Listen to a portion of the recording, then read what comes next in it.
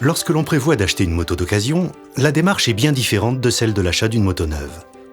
En plus de savoir si le modèle correspond à vos attentes, vous devez déterminer si le véhicule a été bien entretenu par son ancien propriétaire.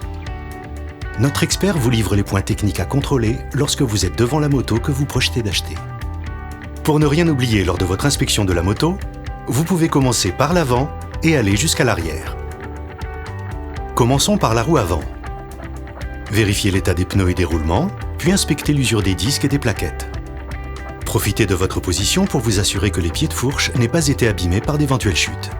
Remontez ensuite au niveau de la fourche. Veillez à l'étanchéité des joints spi et inspectez les tubes de la fourche à la recherche d'une éventuelle rayure ou bosse. Vous pouvez ensuite contrôler qu'il n'y ait aucun jeu dans la colonne de direction. Passons maintenant au poste de pilotage. Assurez-vous du bon fonctionnement de tous les équipements électriques. Commencez par les voyants du tableau de bord et son éclairage. Testez ensuite l'ensemble des feux et constatez si les clignotants fonctionnent à l'avant comme à l'arrière. En restant au niveau du guidon, profitez-en pour évaluer les niveaux de liquide moto et confirmer l'absence de fuite au niveau du maître-cylindre du frein avant. Examinez la garde du frein, de l'embrayage et de la poignée d'accélération. Les câbles ne doivent pas être effilochés ou scotchés. Il est maintenant temps de s'attarder sur la partie moteur de la moto. Constatez qu'aucune fuite ne soit présente autour du bloc moteur. Vérifiez l'état des carters et veillez à ce qu'il n'ait pas été remplacé pour cacher les signes d'une chute.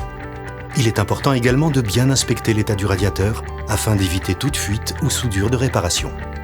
Au niveau de la roue arrière, observez l'état du pneu et contrôlez également les roulements de la roue, le disque et les plaquettes. Soyez sûr que l'état de la transmission soit bon, que la chaîne soit correctement tendue et bien graissée, qu'il n'y ait pas de point de rouille et que les dents de la couronne et du pignon soient correctes. Pour finir, enfourchez la moto afin de tester la position de conduite et n'hésitez pas à demander un essai routier. N'oubliez pas de vérifier les butées de direction, les extrémités du guidon, la pédale de frein, le sélecteur et l'état général de la visserie. Si votre observation de tous les éléments techniques est concluante, n'oubliez pas de jeter un œil au papier de la moto.